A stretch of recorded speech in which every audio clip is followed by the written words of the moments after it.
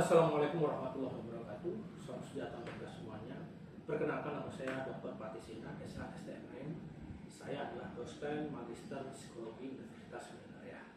Saya bergabung di Universitas Medan Area itu sejak tahun 2020. Nah, adapun mata kuliah yang saya ampu di Universitas Medan Area itu bermacam-macam. Ada yang leadership, coaching and counseling, pengelolaan SDM, manajemen strategik, psikologi counseling.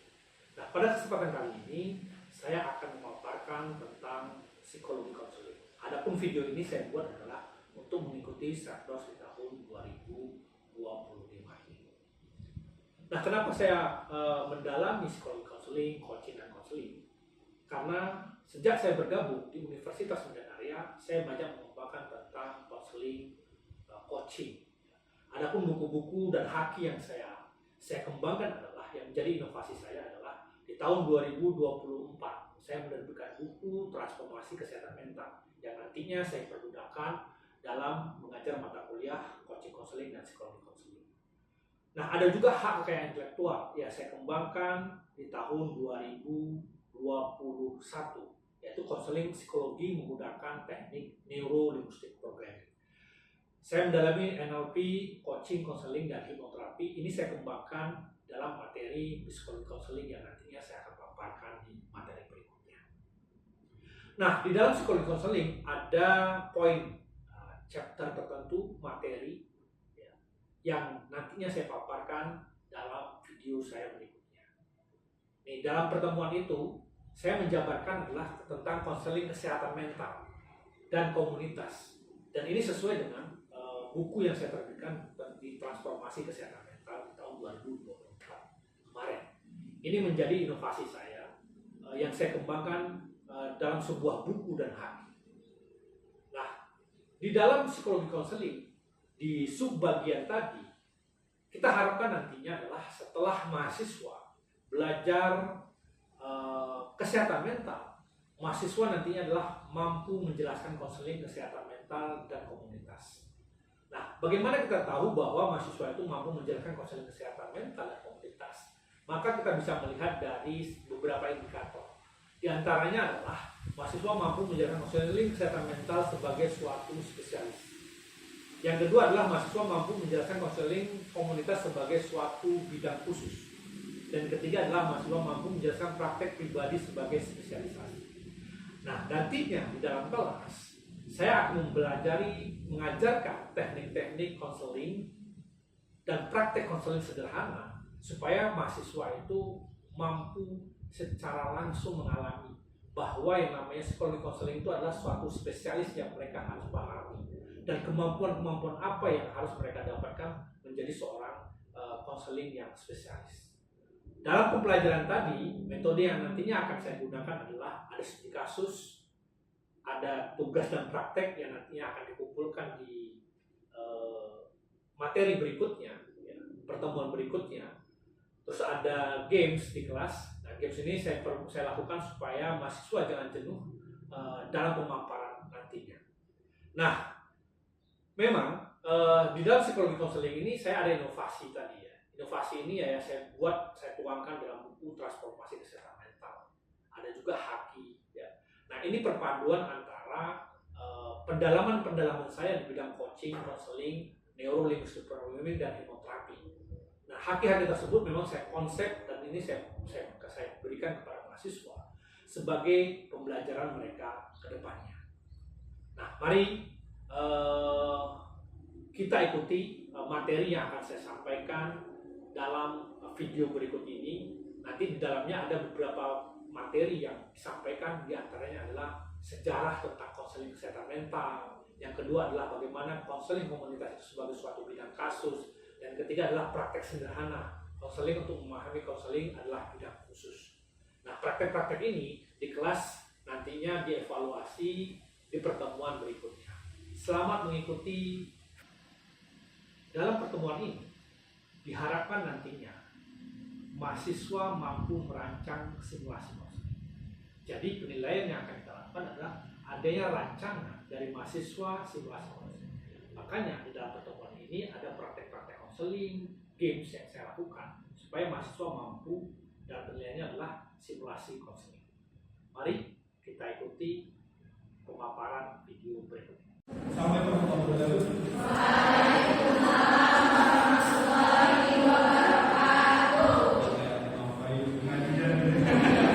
Dan selamat siang teman-teman. Kalau haki banyak, jadi haki itu ada tahun 2020 itu ada haki untuk ibu-ibu menyusui. Jadi ibu-ibu menyusui ketika dia stres air susunya nggak keluar. Ya, kalau bapaknya ada iya. Ada yang iya pak, iya. Ada tahu ya. Kembali ke istri. Nah, jadi di 2020 itu saya dihubungi oleh bidan. Jadi bidan itu bilang, Pak, Bapak ini bisa nggak membantu mengeluarkan air susu ibu? Saya bilang nggak bisa.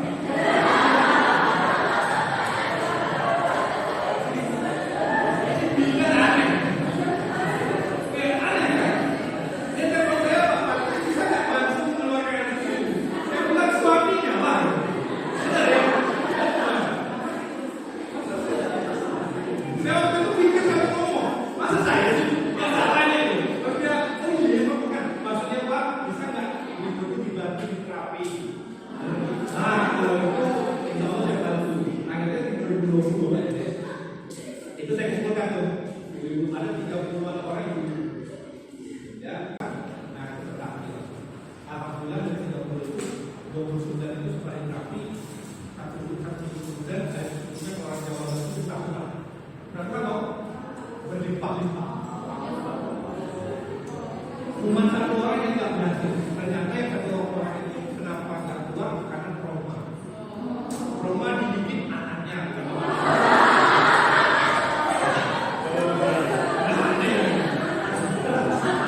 Ya, nah, karena dia kasih tahunya, saya bilang, saya ngobrol lagi, soalnya, ibu ada trauma nggak? Dia diem. Maksudnya Pak, atau ada kejadian yang membuat ibu tidak menyusui anaknya sehingga nggak keluar lagi. Apa ini ya Pak? Saya kalau menyusui anak saya tanya apa saya perlu menyusui lagi?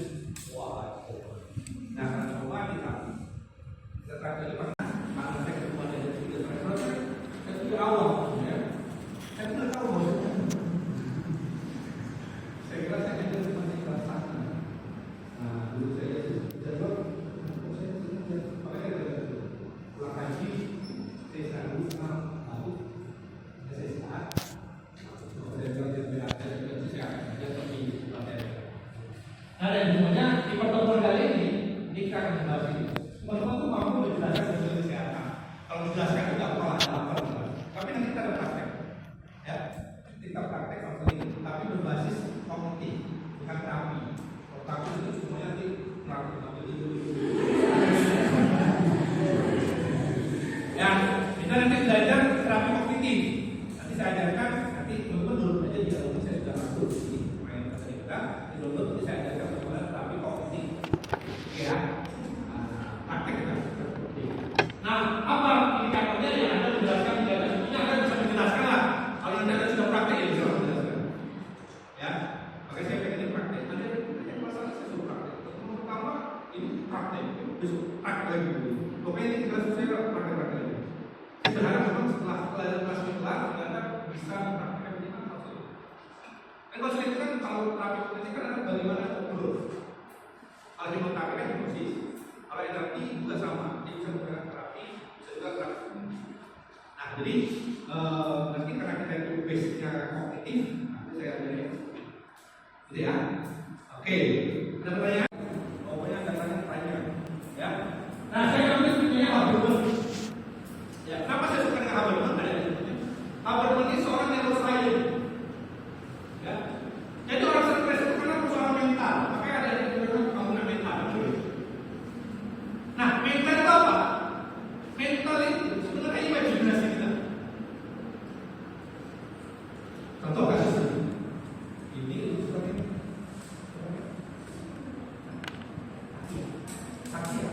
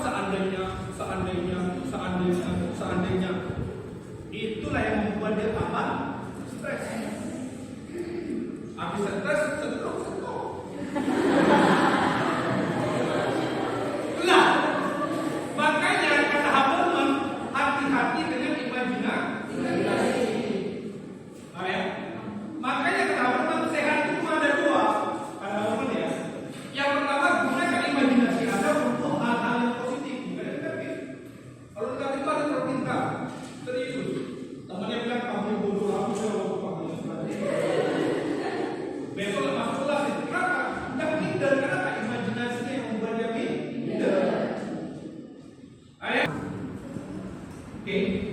Kalau Anda tidak menggunakan itu sakit juga. Nah, kenapa demikian? Kata Alun, otak kita ini namanya neuroplasticity. Apa kita imajinasikan neuroplasticity? Begitu juga ketika kita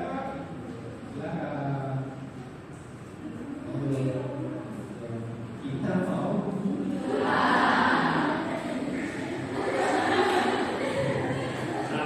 masih lama.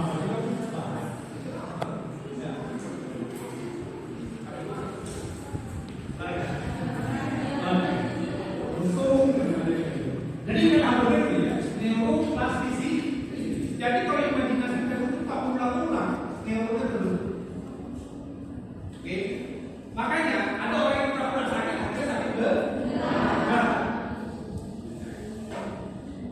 Itu teorinya apa? Jadi teorinya itu mengatakan bahwa sebenarnya teori yang pura-pura sakit itu sebenarnya itu yang menyebabkan di orang itu menjadi kenapa ada ibu suka sakit. Ternyata ibu-ibu ini suka sakit karena tadi pertama itu pengen perhatian suaminya. Jadi suami itu perhatian dia suka sakit. Terus suami perhatian kan? Jadi perhatian siapa ini? Nah, nanti yang pacaran sudah bahaya ada tidak? Yang pacarannya misalnya nggak mau telepon, langsung ya aku sama sih.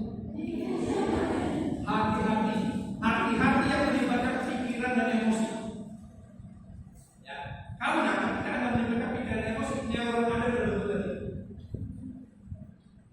Ini yang berbahaya kata Alun. Jadi ketika dia sudah terbentuk, sulit untuk merubahnya.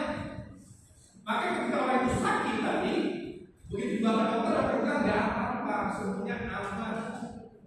Ada banyak. Jadi kalau sesuatu setiap harus sekolah tahu sampai sekolah ini. Sekali tidak sah. Ya, kalau saya dengar ini saya akan tanya kapan berapa sakit. Saya punya kapan? Saya punya lagi, cuma sudah tahu. Ini apa? Nah, jadi saya bilang saya suka mengulangi. Coba tak ada benar.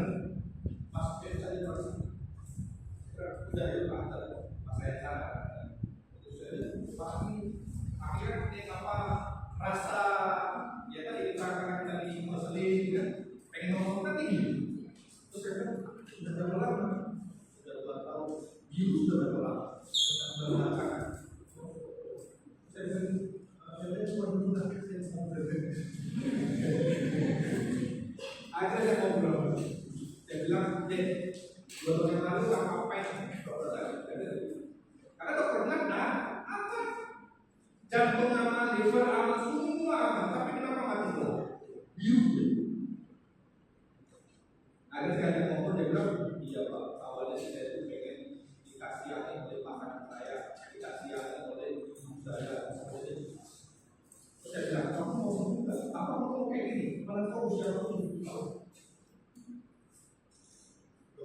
Kalau kita perbaiki itu 7 tahun usianya kan begitu. Dia masih muda, baru 28 50 tahun lagi masih aman deh. Lagi, birth itu urusan Tuhan. Oke ya? Kan kalau kita jelas ada A, ada B, C, D itu ya. Birth lagi itu urusan Tuhan. Death mati urusan Tuhan. Tapi ada choice pilihan yang kita mati ke sini, sakit pilihan. Mati juga Tuhan. Lahir juga urusan Tuhan. Anda sakit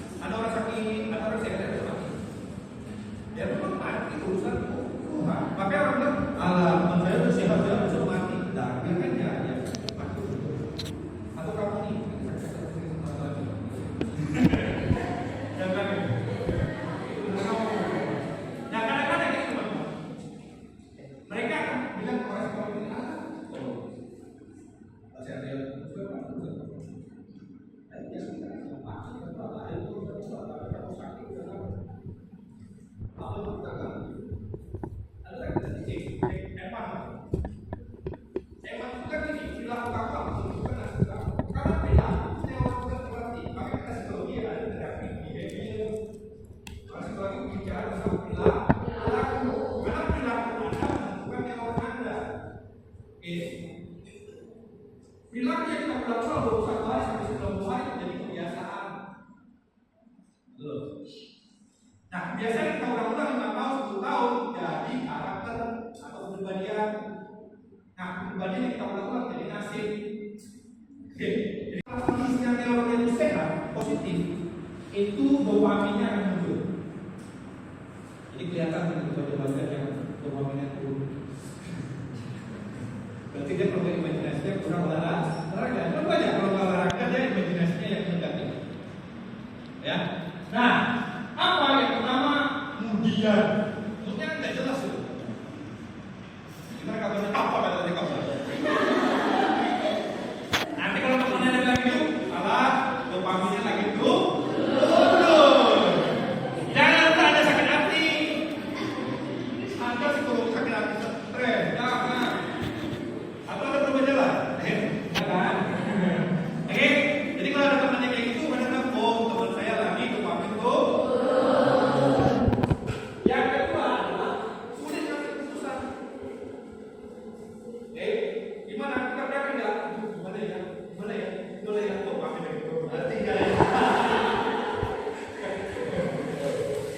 Apa ya? Jadi kalau mau ini, Bang, ayo kita ke Poleo. Gimana ya? Karena kayak itu, ayo dopamin itu. Tadi tidak lancar kan apa betul imajinasi itu tidak. Nah, yang ketiga, makin sering jangan sampai lah ya. Teman-teman ya, gue pegang ini. Ada itu mewah. Ada. Mau pada cuma satu olahraga sama imajinasi. Jangan sampai.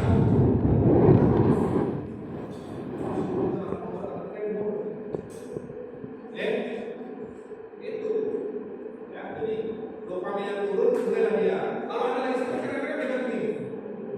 Apa harus stres? Takut lagi ya? Tapi orang takut kenapa bentar dopamin turun?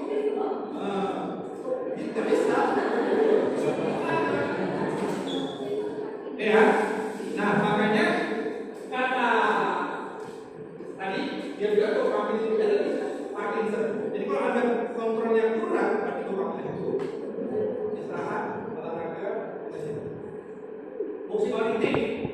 Kalau anda sudah mulai di dopamin,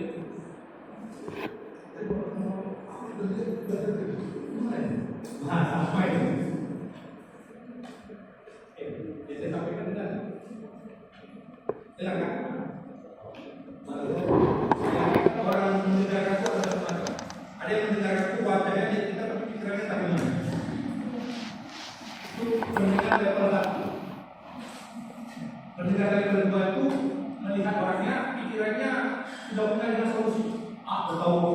Betul. Itu mendengar level 2. Atau kalau dalam konseling itu dia orang itu sudah didengarkan tiba-tiba mereka ada di surah mereka bahkan dia bilang banyak-banyak istighfar dan banyak-banyak ibadah. Itu tuh pendengaran nomor 2. Konseling dilarang seperti itu. Pokoknya pendengaran pertama dihuni jangan anda gunakan. Kenapa? Masa anda orang juga ada apa sih solusi seperti itu? Banyak seperti itu. Apalagi di dalam TKI. Apa penyakit?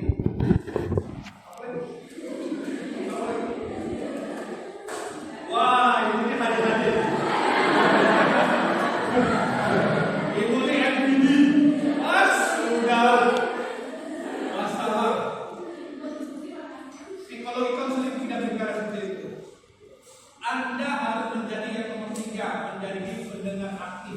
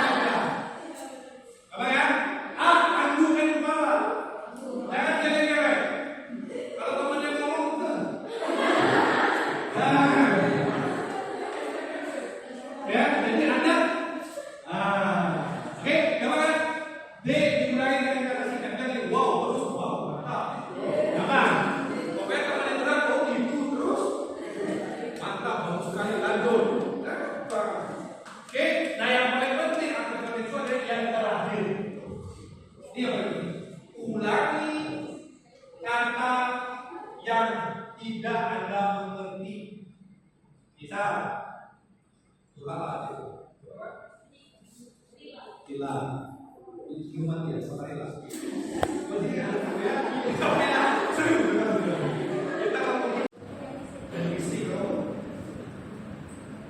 Marah-marah ini, ternyata dia bilang, aku tadi tidak dibonceng.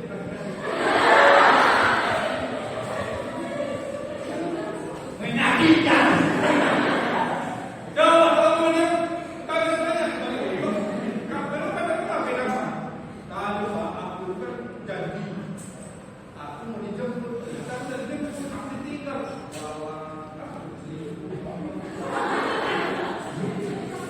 Itu ada di kepala orang kita.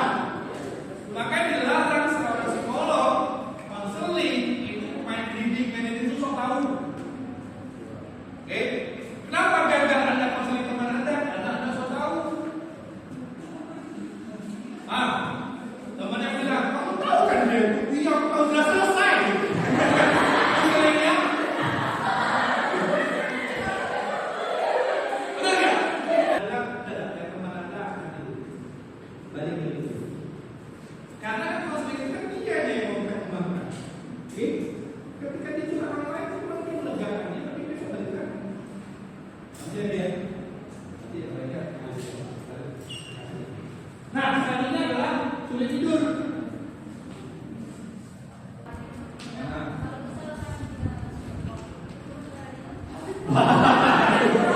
Nongkrong itu sekarang masih jantungannya bermasalah.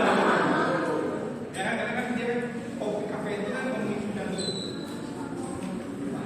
Memang tidak semua orang itu kafe itu ya. Saya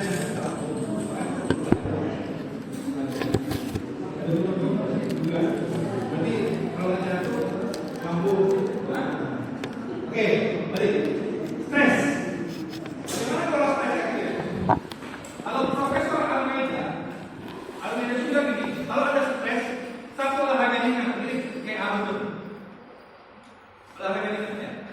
Olahraga ringan itu maksimal mengangkat beban itu sepertiga dari tubuh, paling maksimal. Di bawah itu berarti kombinasi ya. Yang kedua, banyak orang sayur dan buah-buahan.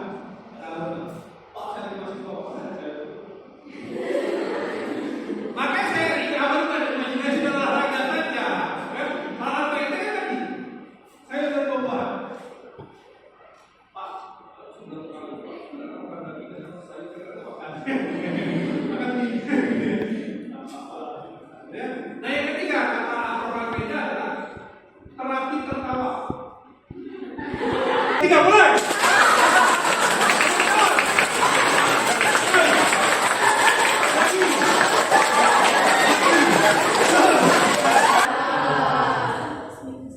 Yang keempat kata Prof. Almeida adalah tetap tadi imajinasi.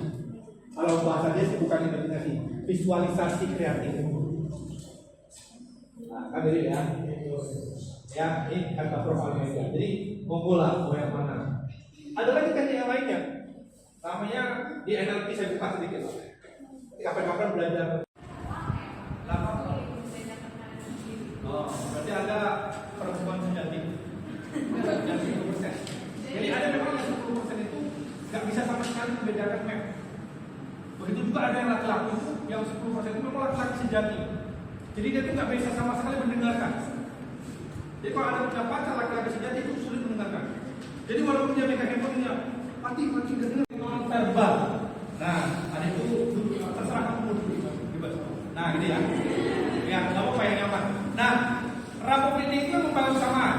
Kesamaan itu bisa dua, match, mirroring. Kalau mirror berarti saya gini. Dia angkat kiri, saya angkat kanan. Ini namanya mirror. Oke. Kalau match berarti saya. Oke, paham ya? Jadi saya bisa menyamakan kaki, bisa menyamakan tangan. Jadi kalau tangan, ya enggak. Namanya siapa? Nurul. Usia berapa? 16 tahun. Hobinya apa?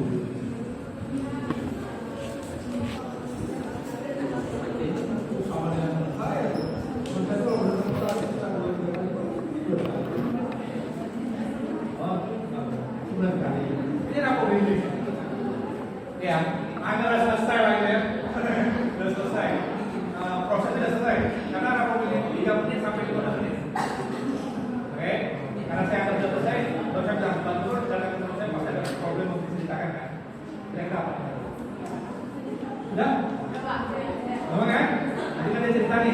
belum Pak, bla bla bla bla bla bla bla bla bla bla. Anda mendengarkan boleh dengarkan ya udah, gitu ya. Tapi kan ada konseling dibayar untuk mendengar. Kami ini paham ya. Anda dibayar itu untuk mendengarkan. Jadi kelihatan loh vibrasinya. Kalau Anda tidak mendengarkan itu nanti dia akan kecewa. Kenapa? Karena terasa itu. Serius. Maka Anda usahakan mendengarkan. Ada dia wajahnya tuh, wajahnya. Terus ada hati kepala, ada tanya klarifikasi. Makanya lawan bersatu kita sama kliennya. Paham? Makanya Anda sebagai profesional harus punya etika profesional. Di sini yang bahayanya. Maka kalau kau ada teman Anda, waduh cocok jadi istri. Kenapa? Nyaman dia, nanti didengarkan. Lah istri nggak dengerin, pacar nggak dengerin. Padahal ini profesional. Ya. Nah, maka untuk anda dengarkan terlihat, oh gitu. Baru ada beberapa ya, oh jadi baru itu punya masalah dengan keluarga ya.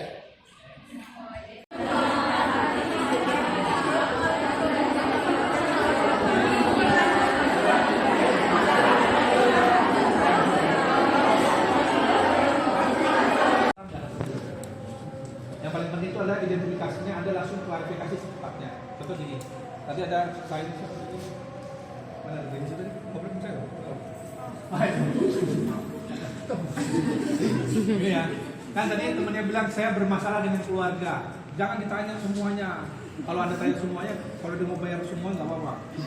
Tapi kan kita profesional saja. Kalau profesional Anda orang bayar itu akan mau. Tapi kalau mau dia ketahuan kan Anda ketahuan tuh. Oh ternyata aku putar-putar supaya lama bayarnya. Itu nggak bagus sebenarnya. Ya. Ya kalau profesional ya udah waktunya segitu saja. Ada masih yang misalnya Anda bilang begini, kamu kan punya keluarga nih, ada bapak, ada ibu, ada adik, yang kamu bermasalah dengan siapa? Kan saya suruh Anda parafrase tadi kan? Oh saya bermasalah dengan abang saya, berarti Anda nggak tanya, oh saya tanya ibunya. Saya minta. Oh ya besok saya minta.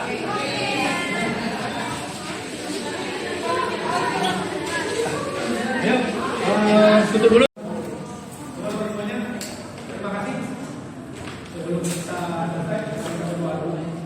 Mudah-mudahan apa yang kita pelajari hari ini ada manfaat buat Anda. Terima